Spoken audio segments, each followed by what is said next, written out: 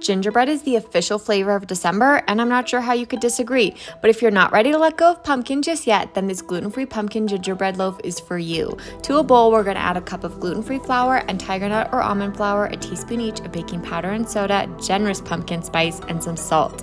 For the wet ingredients, we need a cup of pumpkin, 2 eggs, a third a cup of maple syrup, quarter cup of molasses and olive oil, and some vanilla extract. Mix everything together and bake. This is the perfect refined sugar-free treat to add to a Christmas brunch or dessert spread. Details below.